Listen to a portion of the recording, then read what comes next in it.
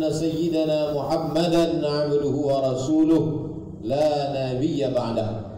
اللهم صل على سيدنا محمد النبي الأمي وعلى آله وصحبه وبارك وسلم.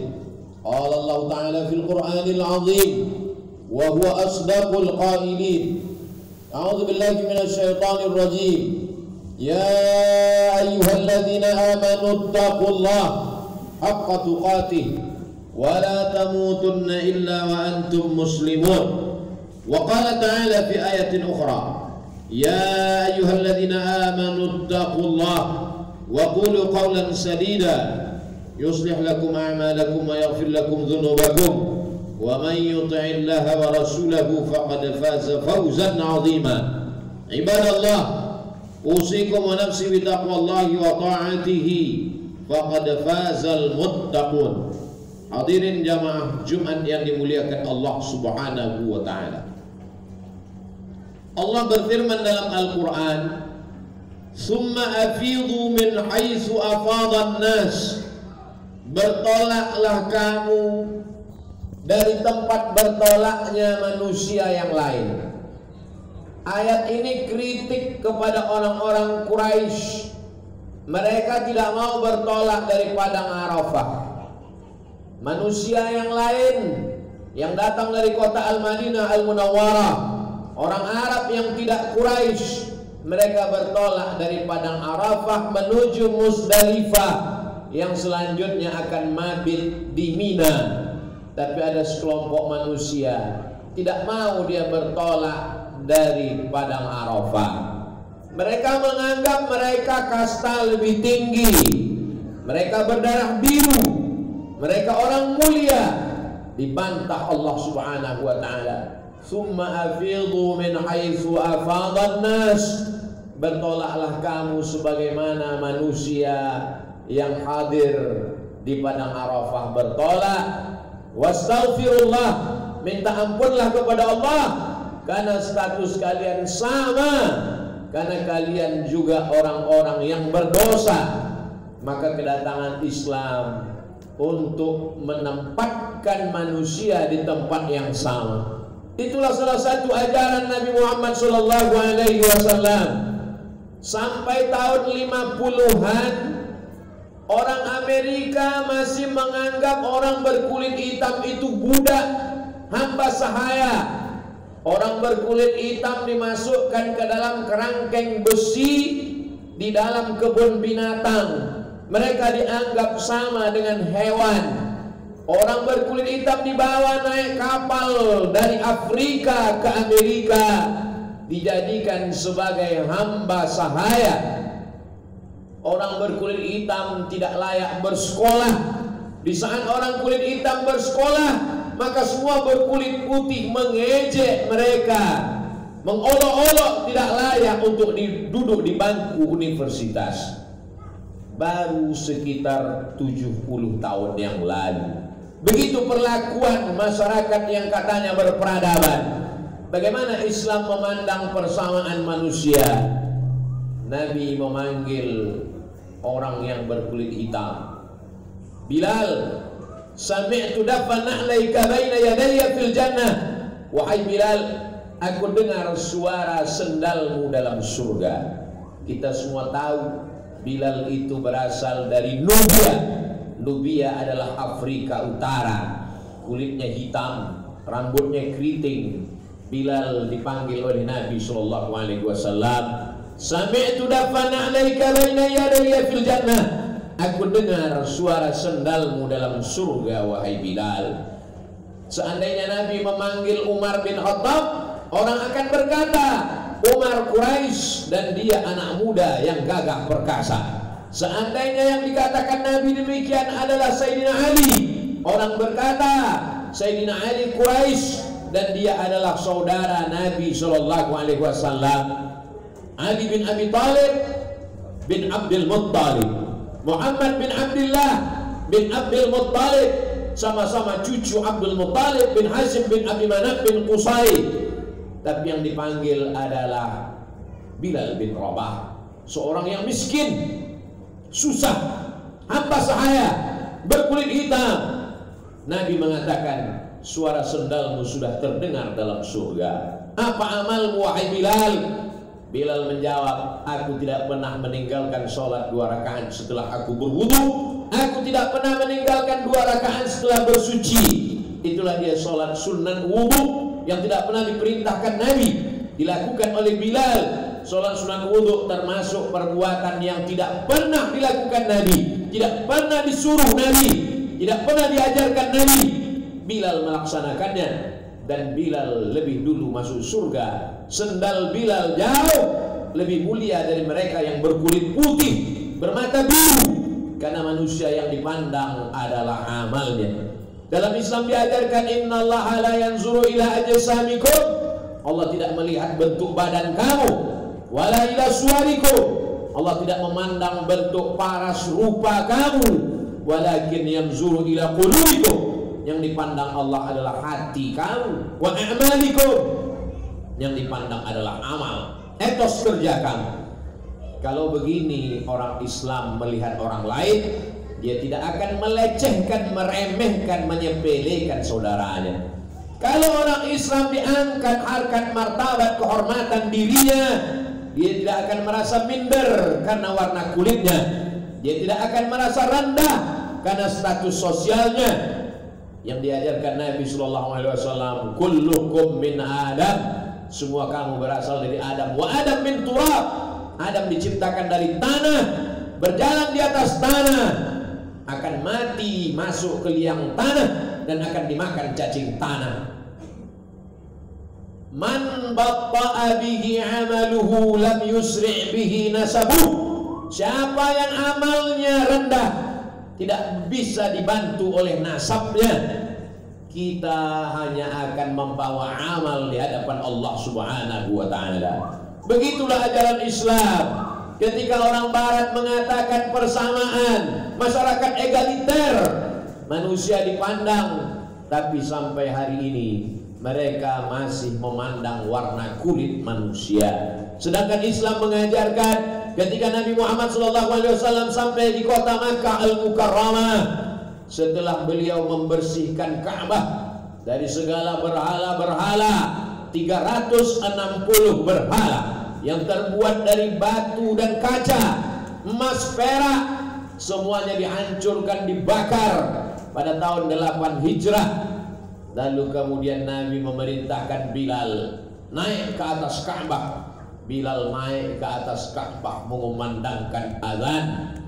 Saat itu orang kafir Quraisy Makkah berkata, aku bersyukur karena ayahku sudah mati sehingga tidak melihat burung gagak hitam ini ada di atas.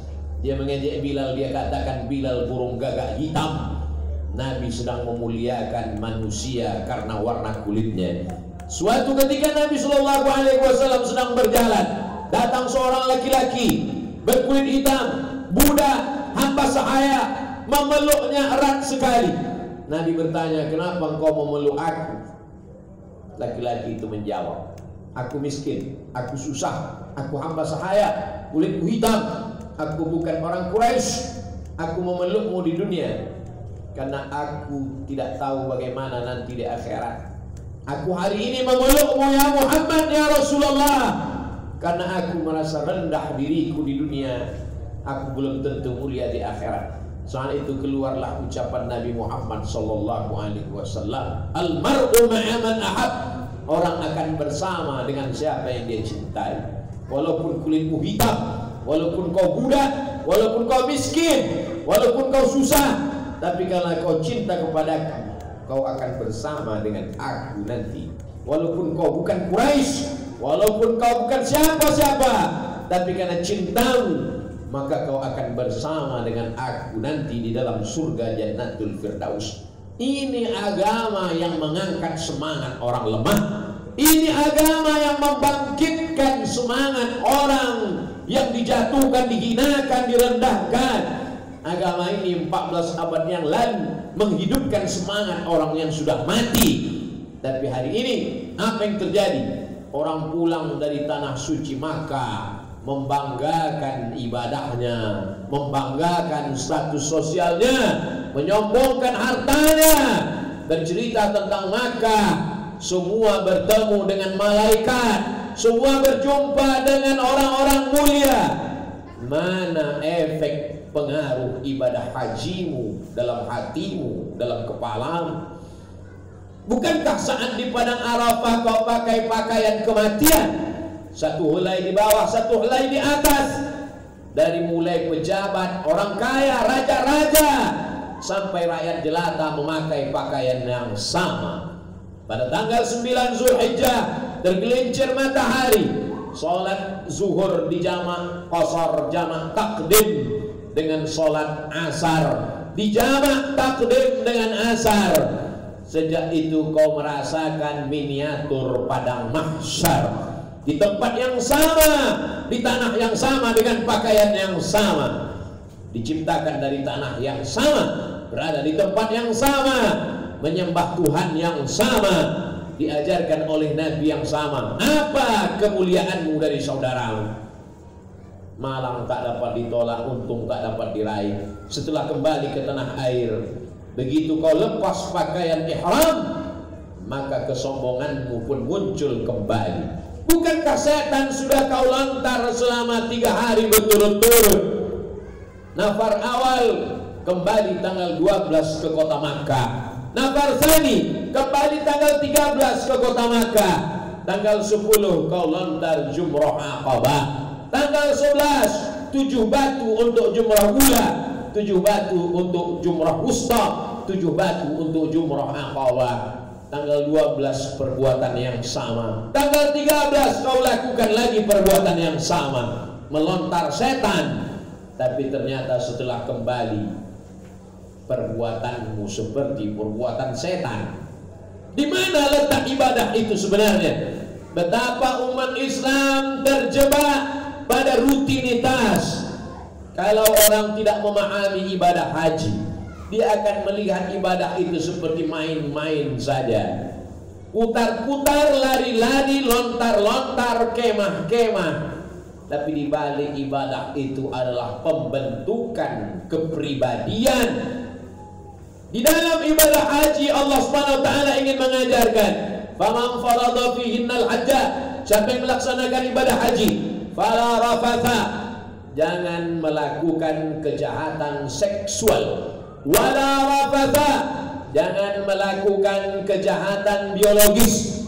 Wala fusuqa, jangan melakukan kejahatan kenakalan non seksual, non biologis. Wala jidal, jangan melakukan kejahatan lidah. Karena 3 kejahatan inilah yang sedang dirontokkan dengan ibadah haji. Kalau sudah melaksanakan ibadah haji, tundukkan matamu, tundukkan pikiranmu, tundukkan hatimu. Kalau sudah melaksanakan haji, jangan lagi nakal secara seksual. Begitu juga dengan kejahatan-kejahatan yang non seksual. Tapi ada satu kejahatan yang paling mengerikan, wala jidal, lidahmu tidak kasar. Caci maki, sumpah serapah, ghibah, adu domba dan namimah tidak lagi keluar dari mulutmu.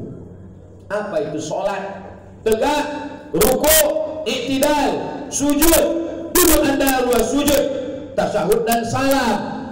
Tapi di balik sholat itu ada target yang mau dicapai. Mengapa kita mesti sholat? Inna sholata tanha 'anil fahsya wal munkar. Kalau sudah sholat, jangan lagi fahsya, kejahatan seksual. Jangan lagi mungkar, kejahatan non seksual. Riba seksual, zina non seksual. Kalau sudah melaksanakan haji, fala rafatha wala fusuqa wala jidala fil haji. Betapa banyak orang yang rajin sholatnya, umrah hajinya setiap tahun, tapi dia tidak lepas dari kejahatan-kejahatan ini. Lantas apa bedamu dengan Abu Jahal dan Abu Lahab? Bukankah mereka juga melaksanakan ibadah haji? Mereka juga wukuf di padang Arafah. Ketika di tanah suci pakaian panjang, kembali ke tanah air dengan pakaian tabarrajna tabarrujal jahiliyatil ula. 1000 dalil, ada 1001 dalil, 1000 argumentasi, ada 1001 cara untuk membela diri. Tuntutan skenario profesionalisme kerja, ibadah sudah tidak ada hubungan ibadah dengan perbuatan sehari-hari. Siapa yang mengajarkan ini? Man salatuhu lam tanhahu 'anil fahsya wal munkar.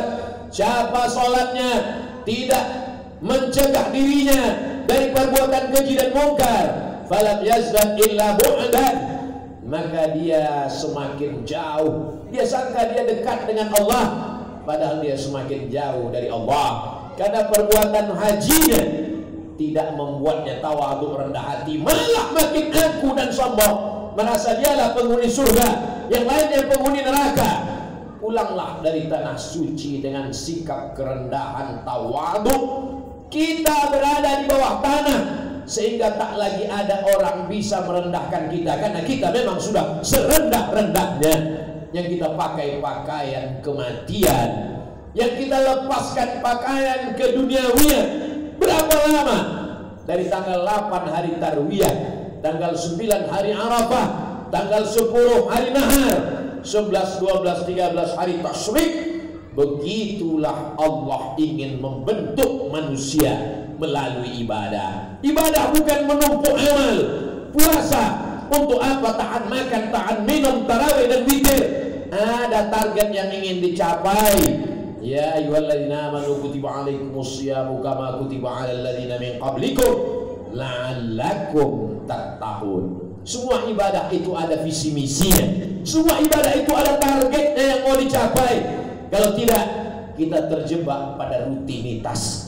Jangan heran menjadi muslim terbesar di dunia, tapi juga angka korupsi terbesar sejagat raya. Jangan heran jamaah haji terbanyak di dunia, tapi juga angka kriminal yang tidak kalah dengan jumlahnya. Padahal kita mayoritas. Mengapa? Karena kita tidak memahami apa itu ibadah. Kita menganggap ibadah hanyalah bekal menghadap Allah, bekal untuk mati, puasa sebanyak-banyaknya, sholat sebanyak-banyaknya, umrah sebanyak-banyaknya, haji sebanyak-banyaknya. Ibadah meluluh lantakkan keangkuhan, kesombongan. Ibadah mengingat akan kematian.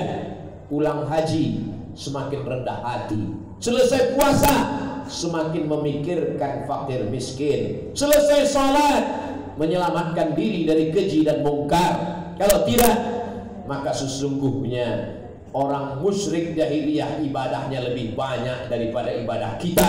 Hajinya juga lebih sering daripada kita. Kita hanya dituntut sekali seumur hidup. Walillahi 'alan nasi hajjul bait man istata'a ilaihi sabila. Siapa pendusta agama? Pendusta agama bukan orang yang tidak haji. Pendusta agama bukan orang yang tidak puasa. Pendusta agama adalah alladzi yukadzibu biddin, fadzalika alladzi yad'ul yatim, menyia-nyiakan anak yatim. Wala yahuddu 'ala ta'amil miskin, membiarkan orang miskin tidak makan. Anak yatim tidak bisa ikut ujian, tidak naik kelas gara-gara 3 bulan tidak bayar uang sekolah. Sementara kita berangkat haji dan umrah berulang kali, berkali-kali menangis di pintu Ka'bah. Air mata anak yatim tidak bisa sekolah, air mata kita di pintu Ka'bah. Air mata apa sesungguhnya yang sedang kita teteskan? Bukankah ibadah melembutkan hati? Afala ta'qilun? Mengapa tidak berpikir? Allah beri kita mata, pandang pakaian di padang Arafah. Allah beri kita telinga, dengar dalil-dalil yang disampaikan ulama. Kalau benar ibadah kita, lembut hati kita, ringan tangan berbagi. Kalau benar ibadah kita, tenang jiwa kita, melihat saudara lebih mulia daripada kita. Pandang anak kecil, kau lebih mulia, dosamu belum ada. Pandang orang tua, amalmu lebih banyak, aku belum tentu seusia dengan engkau. Andai terpandang orang kafir sekalipun, andai Allah memberikan hidayah, kau masuk Islam, dosamu belum ada, sedangkan aku manusia bergelimang dosa. Man tawadha'a lillah, siapa yang merendahkan dirinya karena Allah, illa rafa'ahu Allah, maka Allah akan mengangkat derajatnya. Kita renungkan sejenak, apakah kita sedang mabuk ibadah atau ibadah ini sedang melembutkan hati kita. Barakallahu li wa lakum fil Qur'anil azim wa nafa'ani wa iyyakum bima fihi.